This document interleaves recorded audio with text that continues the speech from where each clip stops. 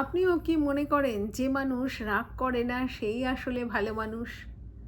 মনোবিজ্ঞান কিন্তু একটু আলাদা কথা বলে। এটা সবসময় সত্যি নয়। আসলেই আমরা ছোটবেলা থেকে শুনে বড় হই, এত রাগ করিস না, রাগ করা ভালো না, রাগ করলে লোকে খারাপ বলবে। এবং যে রাগ যার রাগ দেখি তারা ভীষণ বাজেভাবে এক্সপ্রেস করে। সেই জন্যে রাগ মানেই একটা ভয়ঙ্কর কিছু ব্যাপার বা বাজে ব্যাপার, এটা আমাদের মাথায় ধরে যায়। আজকে আমরা মনমিস সিরিজে এই বিষয় নিয়ে আলোচনা করব। যে মানুষ রাগ করে সে আসলেই ভালো নয়।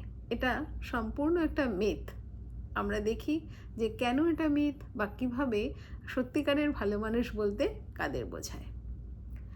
আসলে রাগ হচ্ছে আমাদের একটা স্বাভাবিক মানবিক অনুভূতি। আপনারা জানেন অন্য যে কোনো ইমোশনের মতন রাগও কিন্তু একটা ইমোশন, এবং সে একটা বার্তা দিতে চায়। আমাদের মস্তিষ্ককে কিন্তু একটা সংকেত পাঠায়।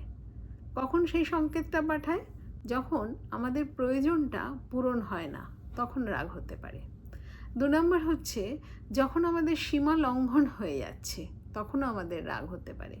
আর ৩ নম্বর হচ্ছে যে দীর্ঘদিন আমার ভিতরে কোনো হতাশা, টেনশন, অ্যাংজাইটি, দুঃখ, ব্যর্থতা বা আরও অন্যান্য বিভিন্ন ধরনের ইমোশন জমে আছে, যেগুলো ঠিক মতন প্রসেস হয়নি, সেইগুলো একসাথে জমে মিলেমিশে কিন্তু রাগ হিসাবে বেরোচ্ছে, সেটাও হয়। তাহলে বুঝতে পারছেন যে এতগুলো জিনিস কিন্তু রাগের নিচে থাকতে পারে। আমরা ছোটবেলা থেকেই বড় হই যেহেতু এইসব শুনে, আমাদের অনেকের মধ্যে ধারণা থাকে যে আমি না রাগই না। এটাও কিন্তু এসে খুব বলে, আমার একদমই রাগ হয় না, আমি রাগ করিই না। সেটা কিন্তু খুব একটা ঠিকঠাক কথা নয়। অনেক সময় দেখা যায় অনেক মানুষ সেই যে ইমোশনটাকে সারফেসে আনতেই চান না, ভিতরে ভিতরে সেটা জমতে থাকে, চাপতে থাকে, এরকম হয়। আবার অনেকে ছোট থেকে শুনে বড় হয় যে ও না ভীষণ রাগী, ও তো সোমবারে শিবের বারে জন্মেছে, ওই জন্য এরকম রাগ, বা ওর রাগের কাছে কিছু বলা যায় না। জানেন, এরকম শুনেছেন কখনো? জানান হ্যাঁ বা না। সেখানেও কি হয়, আমরা সেই রাগটাকেই তার দেখছি, তার নিচের যে ইমোশনগুলো সেগুলোকে কিন্তু আমরা দেখছি না বা ছুঁতে পারছি না, বা সেই মানুষটাও হয়তো অনেক সময় বুঝতে পারে না। তাহলে বোঝা যাচ্ছে যে এটা কীরকমভাবে ক্ষতি হয়। মনোবিজ্ঞানে একটা কথা আছে ইমোশন রেগুলেশন বলে, যেখানে ইমোশনকে বোঝা, জানা এবং সেটাকে সঠিকভাবে এক্সপ্রেস করা, এই স্কিলটা শেখার দরকার। এবং এটা কিন্তু ছোট বয়স থেকেই শিখতে পারে মানুষজন। তাহলে বুঝতে পারছেন, তার নিজেকে চেনা জানা যেমন হবে, তার সাথে সম্পর্কগুলোও ভালো হবে। ধরুন একটা এক্সাম্পল দিই।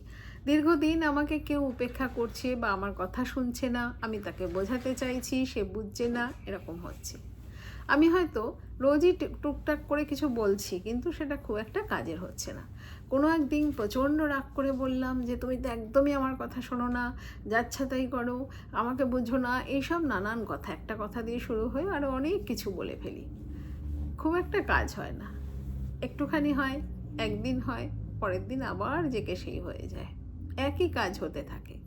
তার বদলে যদি একটু বলা যায় তোমার এই এই আচরণগুলো কিন্তু আমাকে কষ্ট দিচ্ছে, সেটা দেখা যায় যে একটু হলেও এফেক্টিভ হয়।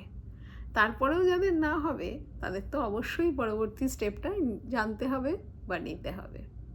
কারণ ইমোশনকে আমাদের চেনা, জানা, বোঝা এবং সঠিকভাবে এক্সপ্রেস করাটাই হচ্ছে আসল কাজ। অনুভূতি চেপে রাখলেও যেমন ক্ষতি হয়, আবার ভুলভাবে এক্সপ্রেস করলেও ক্ষতি হয়। তাহলে আমরা আজকে এই মিথটা ভাঙবার চেষ্টা করলাম, যে মানুষ রাগ করে সে ভালো নয়, এটা কিন্তু মিথ। ভালো মানুষ সেই হবে যে নিজের অনুভূতিকে বুঝবে, জানবে, ভ্যালিডেট করবে এবং সঠিকভাবে এক্সপ্রেস করতে পারবে। আপনারা যদি কোনো ধরনের এই ধরনের বিলিফ নিয়ে থাকেন এবং দেখেন সেটা খুব একটা কাজের কাজ হচ্ছে না, তাহলে অবশ্যই আমাদেরকে কমেন্টে জানান। আমরা কিন্তু সেই নিয়ে দেখব যে মনোবিজ্ঞানের দৃষ্টিভঙ্গিতে সেটাকে কি বলছে। তাহলে ধন্যবাদ সবাই, এইভাবে জুড়ে থাকুন আমাদের মনমিস সিরিজ এভরিডে সাইকোলজির সাথে, রামধনু কাউন্সেলিংয়ে। অবশ্যই শেয়ার করুন আপনার পরিচিত যে কোনো মানুষকে, যাদের এটা দরকারি বলে মনে হচ্ছে আপনার। আবারও ধন্যবাদ।